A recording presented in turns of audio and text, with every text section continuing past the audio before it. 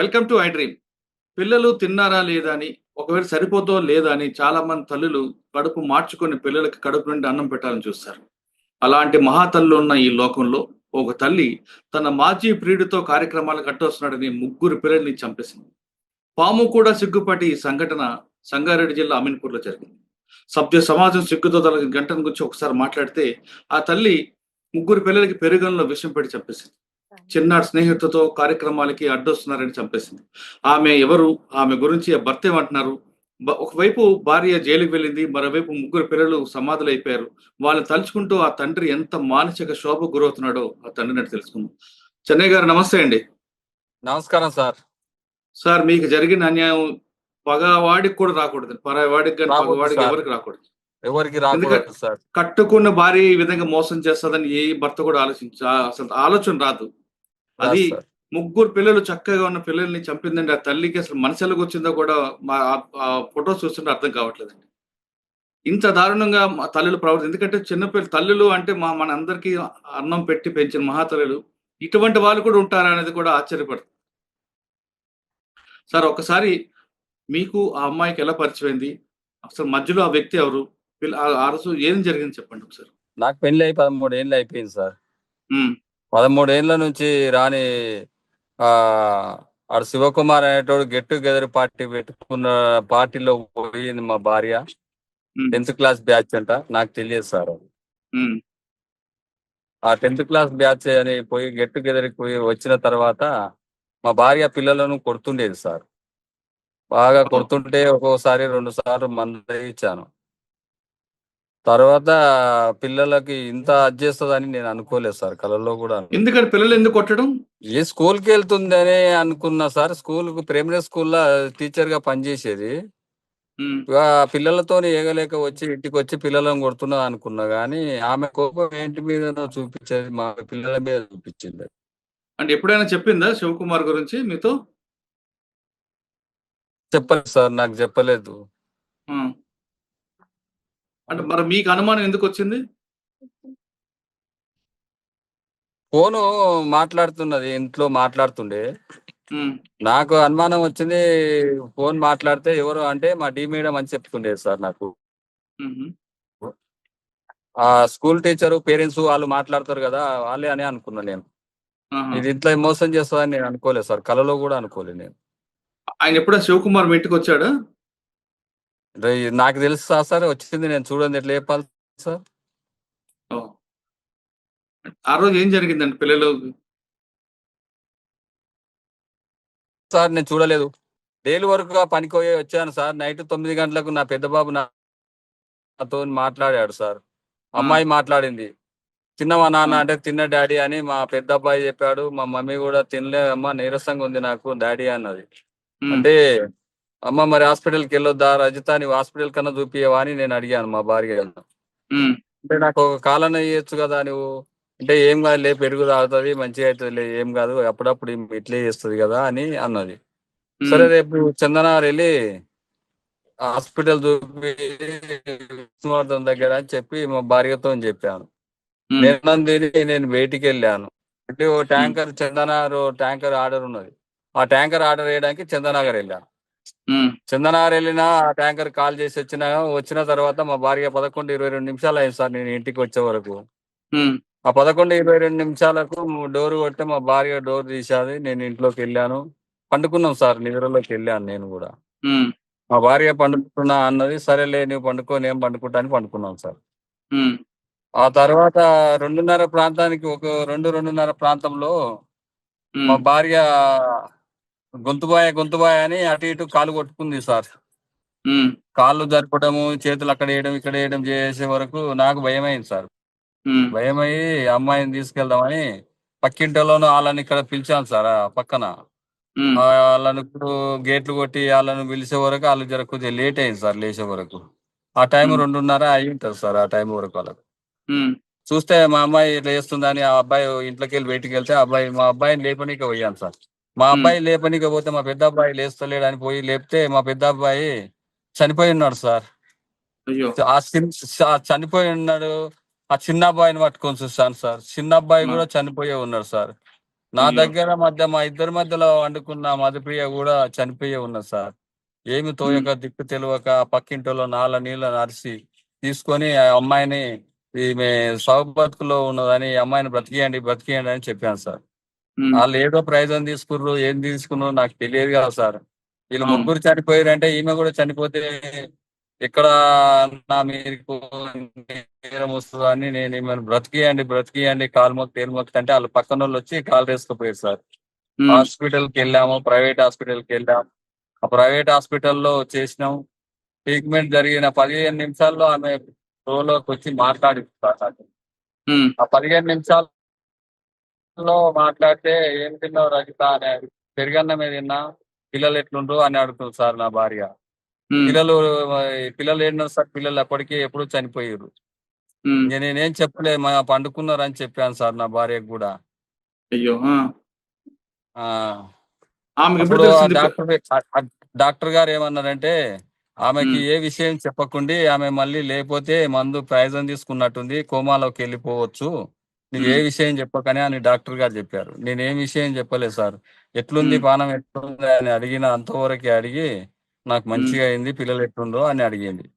హ్మ్. అడిగితే పిల్లలు పండుకున్నారు లేవలేదు అని నేను చెప్పాను సార్. హ్మ్. అది ఎప్పుడు సార్. చెప్పారు అమ్మకి చనిపోయిందని? ఆ చనిపోయిందని పోలీసోళ్ళు వచ్చి చెప్పారు సార్ వాళ్ళకు, నా భార్యకు. ఏమన్నదామె అప్పుడు? నేను చెప్పలేదు సార్. నా నన్ను అప్పటికి నన్ను పోలీసోళ్ళు తీసుకెళ్లారు సార్ అప్పుడు. పిల్లలకు ఇష్టమిచ్చిన తండ్రి అని నన్ను తీసుకొని పోయి పోలీసులు తీసుకెళ్లారు. హ్మ్. ఆ తర్వాత ఆమె దగ్గరికి పోయి ఎవరు చెప్పిర్రు, ఏం చేసిర్రు తెలియదు సార్. నాకు సాయంత్రం 4:30, 5కి వదిలేశారు. ఆ! నన్ను అడిగారు. అడిగితే నేను చెప్పాను సమాధానాలు. సార్ ఇది పరిస్థితి ఇది అని చెప్పాను సార్లకు. ఆ ఆ! సారు అప్పుడు తీసుకొని అక్కడ ఎవరున్నారు ఏందని ఫోన్ డాటా తీసుకొని నాకు చేశారు సార్. హ్మ్. సారు మీ పిల్లలను పెట్టుకోపో బాబు అని తోలిచ్చేసి తర్వాత మీరు భార్యతో మాట్లాడారా? హాస్పిటల్‌కి వెళ్లి మాట్లాడాను సార్. ఆ! మాట్లాడితే రజిత ఎంత పని చేసినావు? పిల్లలని ఏం పాపం చేసినావు? నేనేం పాపం చేసినా? రజిత పిల్లలని ఎందుకు చంపినావు? నన్ను చంపేది ఉండే కదా అంటే, ఒక్క మాట మాట్లాడదు సార్. కంట్లకెళ్ళి నీళ్ళు ఎళ్ళలేదు సార్. నా బాధ దిగమింగుకొని నేను బయటికి వచ్చేసాను సార్. నేను ఆడికి సార్ చివరి చూపు సార్ బయటికి పంపియండి అని ఆ ఎస్ఐ గారికి చెప్పాను సార్. ఎస్ఐ మేడం ఉంటే ఆ మేడంకి చెప్పాను. మేడం మీరు చివరి చూపు మేడం ఒక్కసారి చూడనియండి సార్ మా భార్యనని అంటే, లేదు వద్దు అని పంపించేయలేదు సార్ నా భార్యను. అంటే చనిపోయిన పిల్లల్ని కూడా చూడలేదా ఆమె? చూడలేదు సార్ చనిపోయిన పిల్లలు. ఆమె చనిపోయింది చూడలేదు సార్. ఆమెనే చంపిందా? ఎవరు చంపింది నాకు తెలియదు సార్ మరది. అసలు విషయం ఎట్లా హ్మ్. చంపింది కూడా నాకు తెలియదు సార్ మరది. పోలీసులేం చెప్పారు మీకు? పోలీసోళ్ళు ప్రెస్ మీట్‌లో చెప్పారు సార్. అది తుపాకులతోని చుట్టి చంపిందని చెప్తున్నారు సార్ మరిప్పుడు. అప్పుడు హ్మ్. ఫస్ట్‌లోనేమో మందు అన్నారు సార్. మందు కాదు తుపాకులతోని చుట్టి చంపిందని చెప్తున్నారు. కానీ ఆమెలో అసలు ఏమాత్రం బాధ అని కనిపించట్లేదా? ఏ బాధ లేదు సార్ ఆమె. సరే ఒకవైపు చిన్న క చిన్న కుటుంబంలో మీరు ముగ్గురు పిల్లలతో చక్కగున్న మీకు, ముగ్గురు అవును పిల్లలు సార్. కోల్పోయారు. భార్య జైలుకెళ్ళింది. ఇప్పుడు మీ పరిస్థితి అవును ఎలాగుందండి? సార్. నా పరిస్థితి కూడా ఏం లేదు సార్. నాకు రోజు సిరంజి బాటిల్ ఎక్కిచ్చిన దాకా నేనైతే ఉండలేకపోతున్నా సార్. ఇప్పుడే ఇంతకు ముందే హాస్పిటల్‌కి వెళ్ళి ఇప్పుడే వచ్చా. ఆ ముగ్గురు పిల్లల్లో మీకు బాగా పిల్లలు ఇష్టపడి ఆ ముగ్గురిని చూసుకోలేకపోయినా సార్ నేను అంతా. సార్. ముగ్గురు పిల్లల్లో మీకు బాగా ఇష్టపడ్డదెవరు? ముగ్గురు పిల్లలు ఎవరు మీకు బాగా ఇష్టం? నాకు అమ్మాయి బాగా చదివేది సార్. హ్మ్. అమ్మాయి బాగా చదివేది. అది ముగ్గురు నా పిల్లలే గాని చదువు బాగా చదివితే ఆ! చాలా ఇష్టపడేది. మంచిగా చదివేది. నేను చెప్పిన పని కాదనకపోయేది. ఆ! అమ్మాయి మంచిగా ఉండేది సార్ నాకు. హ్మ్. నాకు ఆడపిల్లలు ఏ ఆడపిల్ల అయినా నాకు చాలా ఇష్టం, గౌరవం ఉండేది సార్ నాకు ఆడపిల్లలంటే. మగపిల్లలకు అంటే ఇగ ఆడపిల్లలే ఎక్కువ ఇష్టపడేది. ఏ ఆడపిల్ల అయినా సరే. ఇప్పుడు ముగ్గురు పిల్లలు లేరు కదండీ మీకు. మీరు ఎలా మరి మీ జీవితం? నా జీవితం ఏం చేయాలి సార్? నాకు ఆళ్ళని చంపేస్తే నేను వేరే దారి ఎతుక్కుంటా సార్ ఆళ్ళను. ఆళ్ళనుంచొద్దు. ఆళ్ళుంటే ఇంకోరు గూడా తప్పు జేస్తారు సార్ సమాజంలో. ఆళ్ళనుండకుండా చేసిర్రనుకో నేను వేరే దారి ఎతుక్కుంటా నేను. అప్పుడు నా పరిస్థితి నాకు చేసే నా నా ఓపిక ఉన్నన్ని రోజులు పని చేసుకుంటాను సార్. మరి ఇగ ఏం చేస్తాం సార్? పరిస్థితి ఇట్లా అయిపోయింది. సంఘటన జరిగింది చాలా రోజులైందండి. పిల్లలు గుర్తు వచ్చినప్పుడు ఏమనిపిస్తుంటది? ఏమనిపిస్తుంది సార్, ఇప్పటి వరకు కంటికి నిద్ర లేదు సార్. అసలు హాస్పిటల్కి పోయి వస్తున్నా, ఇక నిద్ర ఇట్లా పడతలేదు. పండుకున్నప్పుడు డాడీ అన్న కొడుతుండని అమ్మాయి వచ్చి చెప్పినట్టు, నాన్న అన్న కొడుతుండని గౌతమ్ హ్మ్. డాడీ అని నా పెద్ద కొడుకు చెప్పినట్టు కళ అనిపిస్తుంటుంది సార్. అప్పుడు అయ్యో! ఆ! అలా అట్లనే వస్తుంటది. ఏం చేస్తాం హ్మ్. సార్, ఇక వాళ్ళని పోగొట్టుకున్నా. నేను ఏ జన్మల పాపం చేసిందో నాకు పిల్లలు దక్కకుండా పోయారు సార్. ఆ అమ్మాయి చంపకుండా ఉన్నది సార్, నన్ను చంపేది ఉన్నది సార్. నేను చంపినా నాకు బాధ లేకపో సార్. నా వంశం నిలవాడు, నా పిల్లలు తింటారు, నా సంపాదన అని నాకు కూడా తృప్తి పోతుండే సార్. నాకు నేను ఏ చంపడం ఎందుకండి? జన్మలో చంపడం చేసిన కాకుండా నాకిష్టం నీతో ఇష్టం లేదని చెప్పి వెళ్ళిపోవచ్చు కదా ఆవిడ. పిల్లల్ని తీసుకొని. వెళ్ళిపోయినా నేను నా ముగ్గురు పిల్లలు నన్ను మంచిగా బతికించుకుంటుండే సార్. 5th క్లాస్ చదివేటోళ్ళకి ల్యాప్టాప్ తెచ్చిచ్చిన సార్ నేను నా పిల్లలకు. హ్మ్. నేను పిల్లలకి ఏనాడు తక్కువ లేదు సార్. నేను సాయంత్రం డ్యూటీ దిగి వచ్చేటప్పుడు ఇంటికి ఏదో ఒక పండు ఏదో ఒకటి తీసుకొని వచ్చేది సార్. నా పెద్ద హ్మ్. అబ్బాయి అయితే అన్ని పుచ్చకాయలేదే అంటుండేది. మా చిన్న అబ్బాయి ఏమో నాకు అరటి పండ్లు అని మా చిన్న అబ్బాయి చెప్తుండేది. మా అమ్మాయి హ్మ్. ఏమో దోశదే అని చెప్తుండేది. హ్మ్. నేను ఏదో ఒకటి పట్టుకొని ఐటెం తెచ్చి నా పిల్లలకి ఇస్తుంటా సార్. నేను పిల్లల పుట్టినరోజు అంతా ఎప్పుడండి? ఈ మర్చిపోని ఈ జ్ఞాపకాలు మర్చిపోలేకపోతున్నా సార్. నేను ఎట్లా మర్చిపోవాలనో నాకేం అర్థం అయితే లేదు సార్. పిల్లల పుట్టినరోజు ఎప్పుడండి? 3వ నెల ఆ! 2014 సార్. హ్మ్. సార్, పెద్ద ఆయన 2014లో సార్. 25 3వ నెల 2014. హ్మ్. మదిపియ పాపం. మదిపియ ఆ! July 17 sir. హుహు. July 17 2015 sir. చెన్నయ్య గారు మీ ఆస్తి కూడా పేపర్‌లో కూడా మీ ఆస్తికి గౌతమ్ సంబంధించిన 2017 సార్. ఆ! సార్ నాది మా భార్య పేరు మీదనే ఆస్తి, ప్లాట్లు 2 ప్లాట్లు ఆస్తి మా భార్య పేరు మీదనే ఉన్నది. 2 ఎకరాల పొలం ఉన్నది. ఆ డాక్యుమెంట్లు అన్ని తీసుకొని పోయింది. ఎప్పుడు తీసుకెళ్ళిపోయారు ఆవిడ? సార్, ఎప్పుడు తీసుకెళ్ళిపోయారు ఆవిడ? ఎప్పుడు తీసుకెళ్ళింది తెలియదు సార్ నాకు. ఎప్పుడు హ్మ్. తీసుకుపోయింది, ఎప్పుడు చంపుతుందో అని తెలియదు సార్. తెలిస్తే నేను చెప్పకుండా సార్. నేను చూస్తుంటే ఆమె ఎప్పుడు తీసుకుపోయింది, ఎప్పుడు చంపాలి, ఎప్పుడు చేయాలని ఆమె ప్లానింగ్ తోనే చేసినట్టుంది సార్ నాకు. సార్ ఇప్పుడు మీ భార్య తప్పు చేసింది. జైలుకి వెళ్లారు ఆవిడ. మీరు ఇప్పటికైనా ఆమె క్షమిస్తారా? లేదు క్షమించరా? సార్, ఎందుకు సార్ ఉంది సార్ ఆడ. ఆ? ఎవరు తప్పు చెయ్యదు, వాళ్ళని చూసి ఇంకోటి తప్పు చేయకూడదు సార్. ఒక కుటుంబం ఖరాబ్. నా పచ్చడి కుటుంబంలో ఆ శివకుమార్ గారు వచ్చి నిప్పులు పెట్టినప్పుడు వాళ్ళని ఉంచొద్దు సార్. వాళ్ళని హ్మ్. ఉంచితే ఇప్పుడు వీళ్ళని క్షమించి వదిలేస్తే ఇంకొకరు కూడా తప్పు చేస్తారు సార్. అది బాగుండదు సార్. నాకు నేను తప్పు చేయించిన అయితే సార్ నాకు వద్దు. అది చంపేయాలి. కాదు ఆవిడ తప్పు అయింది క్షమించారు మీ దగ్గరకు వచ్చారనుకోండి. తన తప్పు తెలుసుకొని. అవును సార్. ఆమె తప్పు తెలుసుకొని మీ దగ్గరకు వస్తే మీరు ఒప్పుకుంటారా? ఒప్పుకోను సార్. ఎట్లా ఒప్పుకుంటా సార్? నేను ఎట్లా ఒప్పుకుంటా సార్? నా ప్రాణమన్నా తీసుకుంటా కానీ నేను ఒప్పుకోను సార్. నాకు అవసరం లేదు సార్ ఫైనల్ గా ఏం చేస్తున్నారు? రోజు పొద్దున్న నుంచి ఏం సార్. చేస్తున్నారు? నువ్వు వెళ్ళిపోయి సార్ ఏం చేస్తున్నావు సార్? ఇప్పుడైతే ఏం లేదు, రోజు హాస్పిటల్ పోయి వచ్చి పండుకుంటున్నా అంతే. ఏముంది, ఇంత ఇంత తింటా కొద్దిగా.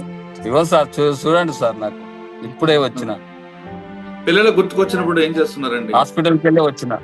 కాదు చెన్నయ్య గారు సార్, పిల్లలు గుర్తుకొచ్చినప్పుడు ఏం చేస్తుంటారు? ఆ ఏం జ్ఞాపకాలు చేస్తున్నాం సార్? 10 మంది ఉన్న దగ్గరికి వెళ్ళి 10 మంది దగ్గర ఉన్నప్పుడు ఆడ పోయి కూర్చుంటున్నా సార్. వాళ్ళ దగ్గర లేదు, ఎవరు లేకపోతే ఇంట్లో వండుకొని ఏడుస్తున్నా సార్. నా బాధ ఎవరికి చెప్పుకోవాలి సార్? నా బాధ వేరే వాళ్ళకి మీలాంటి బాధ చెప్పుకున్నా ఎవరికి మీరు రాకూడదండి. నాకు మీలాంటి బాధ ఎవరికి రాకూడదు. రాకూడదు సార్. నీ శత్రువు అయినా రాకూడదు. నాలాంటి బాధ ఎవరికి రాకూడదు భూమి మీద ఉన్న వాళ్ళకు. నా కష్టం ఇంకోనికి రాకుండా చూడండి సార్. ప్రయత్నం చేయండి సార్. సార్ ఫైనల్ గా మీ డిమాండ్ ఏంటండి? అలా ఉంచొద్దు సార్.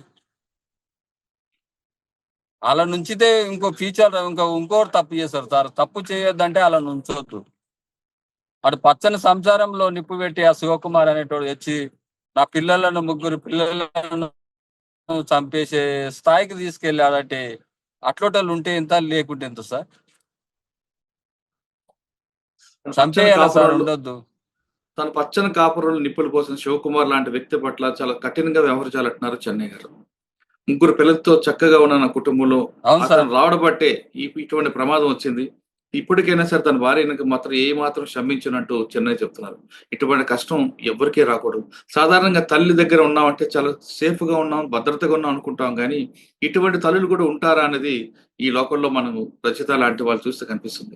ప్రతి తల్లి కూడా తన కడుపును కట్టుకొని పిల్లలకి అన్నం పెట్టే ఈ అటువంటి మహాతల్లున్న ఈ లోకంలో పాము కూడా సిగ్గుపడే విధంగా ప్రవర్తించే రజిత లాంటి వాళ్ళు ఉన్నారని కూడా మనకు అర్థమవుతుంది. ఇది చెన్నై గారితో ఎక్స్‌క్లూజివ్ ఇంటర్వ్యూ. వచ్చే వారం మరో విషయంలో మళ్ళీ కలుద్దాం. నమస్తే అండి. చెన్నై గారు మీ ఆరోగ్యం జాగ్రత్త. సరే సార్.